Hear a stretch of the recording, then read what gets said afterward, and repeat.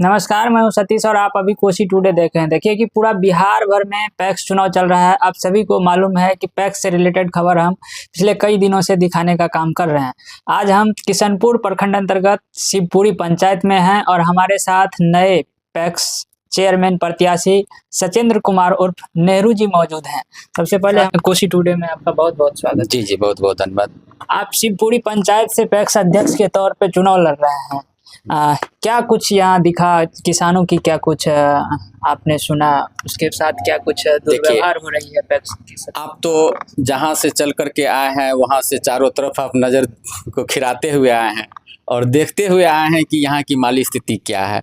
हमारे यहाँ उतनी ही पलायन होती है, हमारे यहाँ उतने ही लोग बाहर व्यवस्था के रूप में जाना पड़ता है। सरकार एक से एक योजना हम लोगों को दे रही है कि हमारे यहाँ के मजदूर, हमारे यहाँ के किसान किसी तरह पलायन नहीं करे, हमारे यहाँ रहे, अपने खेतों को उपजाए, अपने भूमि को उपजाए, अपने घर को खुशहाल बनावे। लेकिन करे तो करे क्या, सरकार तो आकर के स्वयं यहाँ कर नहीं सकती है। सरकार की एक अपनी माध्यम है, जिसके लिए माध्यम एक हमारे यहाँ कृषि पैक्स विकास समिति को बनाया गया है, जिसको हम लोग पैक्स के रूप में जानते हैं, जिनकी आज चुनाव है। और इस व्यवस्था के तहत सरकार चाहती है कि हमारा किसान एक मजबूत समृद्ध किसान बने, लेकिन ये परिस्थिति यहाँ पे है नहीं, धरती पे वो चीज़ दिख नहीं रहा है। तो चलिए, इसके लिए मतदाता को जागरूक होना होगा। हमने भी एक स्लोगन लिखा है जो आपने उसको अपने कैमरा में भी कैद किए हैं कि जागो शिवपुरी के किसान मतदाता जागो, अपनी वोट के अधिकार को पहचानो। क्योंकि उनको तो ये बात जानते हैं कि हम वोटर हैं, लेकिन हमारे वोट से कितना फायदा हो रहा है और सरकार को इसका क्या फ़ायदा हो रहा है, हमको क्या फ़ायदा हो रहा है, इसके बारे में उनको जानकारी नहीं है। तो इसीलिए हमारा प्रयास रहेगा कि हम उन इंसान के दर पे जाएं, उसके घर पे जाएं, उनके अधिकार को, उनकी वोट की महत्ता को और उनकी पैक्स के द्वारा, सरकार के द्वारा किसान को क्या लाभ दिया जाता है, इस चीज़ के बारे में उनको जगाएं। और जागने के बाद वह किसान, हमको लगता है कि हमारा मेहनत ये लगभग 1 महीने से ज़्यादा के प्रयास से चल रहा है। 65% किसान जाग चुके हैं। अब वो जानना चाह रहे हैं कि हमारा कहाँ गया ट्रैक्टर, हमारा कहाँ गया रोटावेटर, हमारा कहाँ गया वो थ्रेसर, हमारा कहाँ गया वो कल्टीवेटर, कहाँ गया मेरा वो खाद, कहाँ गया हमारी कटाई वाली थ्रेसर, सॉरी हमारी तैयार करने वाली फसल को थ्रेसर।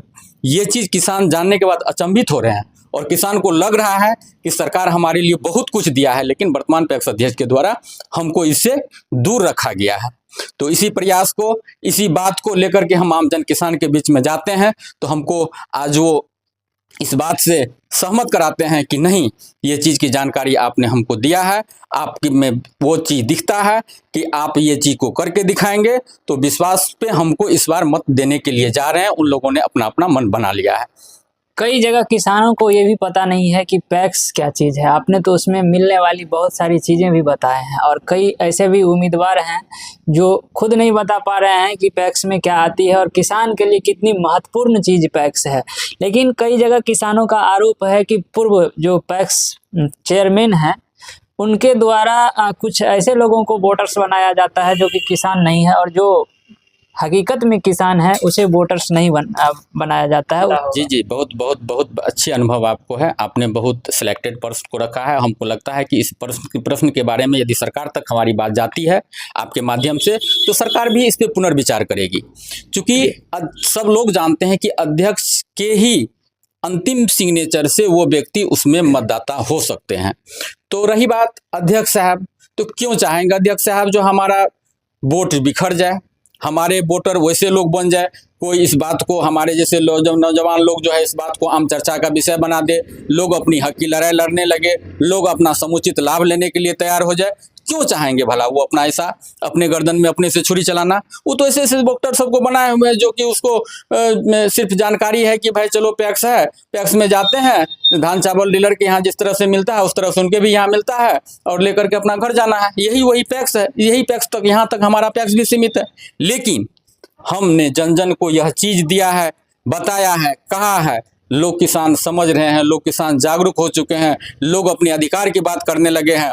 एक हम छोटी सी कहानी आपको बताते हैं। वृद्ध किसान के पास गए तो उनके द्वारा हमने उनको रिक्वेस्ट किया कि भाई, जब उनके दरवाजे पे हम पहुंचे तो वो बोले जो भाई आप कहाँ आए, हम समझ गए। हम बोले कि चाचा आप नहीं समझे हम कहाँ आए। क्योंकि हम आपसे वोट मांगने के लिए नहीं आए हैं, हमारा कोई उद्देश्य नहीं है कि हम पैक्स का चुनाव लड़ेंगे। हम यह जानकारी लेने के लिए आए हैं कि पैक्स के द्वारा आपको क्या क्या लाभ दिया गया है, बस उतनी बात हमको बता दीजिए, हम वापस चले जाएंगे। बोले ठीक है, हमको तो जानकारी है, हम बता देंगे, लेकिन किसमें वो हिम्मत है जो यह बात बता पाएगा कि हमको वर्तमान अध्यक्ष के द्वारा कुछ नहीं मिला है। उनकी ख्याति भी इतनी मजबूत है और उनका दबदबा भी हमारे क्षेत्र में इतना प्रबुद्ध है कि वो वर्तमान में समिति भी हैं और पैक्स अध्यक्ष भी हैं। वो जिधर जिस झुंड को जिस तरफ मोटिवेटेड करना चाहते हैं, अपनी झूठी बातें कर करके जनता को अपने तरफ अट्रैक्टिव कर लेते हैं। लेकिन हमने उनको कहा कि चाचा जी, आप जिस वार्ड में बैठे हुए हैं वह या इस क्षेत्र का हमारे पंचायत समिति हमारे पैक्स के यह वार्ड जो है 13 और 14 नंबर की वार्ड है। हमारी 1 नंबर की जनता खोज रही है, हमको ट्रैक्टर चाहिए, रोटावेटर चाहिए, थ्रेसर चाहिए, खाद चाहिए, बीज चाहिए। 2 नंबर भी खोजने लगी है, 3 नंबर भी खोजने लगी है, 4 नंबर भी खोज रही है, 5 नंबर भी खोज रही है, 6 नंबर भी खोज रही है, 7 नंबर भी खोज रही है, 8 नंबर भी खोज रही है, 9 नंबर में हम हल्ला कर रहे हैं, 10 नंबर में भी हमारा घर पड़ता है। हम मीडिया के बीच में इस बात की चर्चा कर रहे हैं कि जागो किसान जागो, अपने अधिकार को पहचानो और सरकार के द्वारा जो समुचित लाभ दिया गया उसको अपने घर घर तक लाने का प्रयास करो। और उनको तब पता चला कि नहीं, 10 वार्ड यदि जाग चुका है तो 14 वार्ड का हमारा पंचायत है, उस 14 वार्ड के मतदाता उसमें वोट गिराने के काबिल हैं, उनमें उनका नाम है।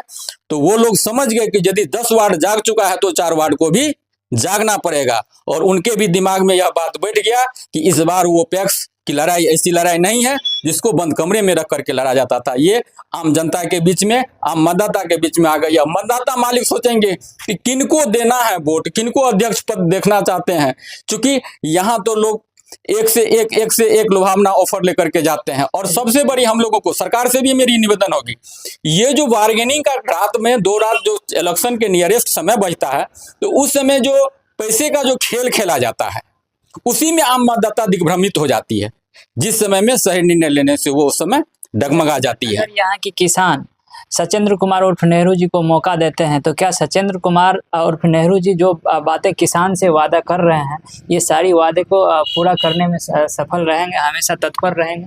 जी जी, क्यों नहीं। ये मेरा भविष्य है, ये हमारा घर है, यहाँ के हम जो है अस्थाई वासी हैं। यहाँ के समाज के लिए यदि कुछ करके दिखाएंगे, अपने लिए यदि गुजारा करना रहता, अपने लिए यदि कमा करके रहना था, तो ढेर सारा ऑप्शन है, ढेर सारा बिजनेस है। लेकिन हमारे मन में अंदर से भावना जाग उठी है कि हमको समाज के लिए कुछ करना है। कल आने वाला पीढ़ी वो इस बात को हमारे राह पे चल करके देखेंगे कि एक शख्स, एक व्यक्ति सचेंद्र कुमार उर्फ नेहरू जी थे जिन्होंने पैक्स की लड़ाई लड़ा और आम जन को, किसान को क्या फायदा होना चाहिए था, उस कितना फायदा जो है उसके खेत से लेकर के खलिहान तक पहुंचाने का काम किया है। और वो चीज को देख करके नीचे वाले भी जनरेशन, नीचे वाले भी पीढ़ी अच्छे करने के लिए अपने आप को गर्वान्वित महसूस करेंगे। बाकी आपको जो इस पंचायत की जनता देख रही है उसको इस चुनाव को लेकर के अपने ओर से क्या कुछ कहना चाहिए? देखिए, हम सभी जनता मालिक से यही निवेदन करना चाहते हैं कि आपके यहाँ सारे कैंडिडेट जाएंगे, सभी व्यक्ति अपने अपनी बात को रखेंगे। आप किसी भी व्यक्ति के भूल भुलैया में, कोई प्रलोभन में, कोई चीज की झूठी अफवाह में आप नहीं फंसेंगे। उनके एक्टिविटीज को भी, पिछले एक्टिविटीज को भी देखना है, वर्तमान के भी एक्टिविटीज को देखना है कि आपके साथ उन्होंने क्या किया, क्या उनके जो है आगे की पीढ़ी, जो मान लीजिए जिस फैमिली से हम बिलोंग्स करते हैं, हो सकता है कि हमारे पिताजी के द्वारा, हमारे दादाजी के द्वारा यदि समाज के हित में, अनहित में कोई कदम उठाया गया होगा तो उस चीज को भी आपको विचारना है। वर्तमान स्थिति में उनकी क्या मंशा है, किस उद्देश्य से यह व्यक्ति खड़ा हुआ है, खड़ा होकर के फिर हमारा वोट लेकर के जीतने के बाद इनका क्या मंशा है, इस चीज को परखना है। क्योंकि हमारे यहाँ के किसान जो है बहुत ही मासूम है। क्या कहते हैं कि आप जाइएगा तो आप ही के ऊपर वो कहेंगे कि भाई हमारा ये अतिथि के रूप में आए हैं, हमको फलाने बाबू आए हैं, चिलाने बाबू हैं, किस कदर इनको हम अपना स्वागत करें, किस कदर इनको अपना सेवा करें और जो मांगते हैं वो भी इनको दे दे। तो चाचा जी लोगों से, मतदाता भाई लोगों से, काका लोगों से यही निवेदन है कि इस बार आप जो है भूल भुलैया में नहीं फंसना है। आपको सोचना है, समझना है कि कौन हमारे पैक्स के लिए व्यवस्थित होगा, कौन हमारे पैक्स को सुव्यवस्थित ढंग से चला सकेगा, कौन हमारे बंजर भूमि को जो उपजाऊ बना सकेगा, क्या सरकार के द्वारा कितनी व्यवस्था दी गई है उसके बारे में कौन हमको गिनती करके बताया है? जो व्यक्ति बताया है वो करके दिखाएगा। एक बार हमारे ऊपर आप भरोसा करें, और जितने भी शिवपुरी के ये पैक्स के जितने भी महान मतदाता हैं, सबसे मेरा आग्रह है कि आपने सबको देखा, सबको परखा, एक बार आप हमको दे मौका, और आपके इस मौका को हम इस तरह करके दिखाएंगे जो कि आपको फिर दोबारा यह कहने के लिए अवसर हम नहीं देंगे कि आपने क्या वादा किया था और आज आपने क्या करके दिखाया है।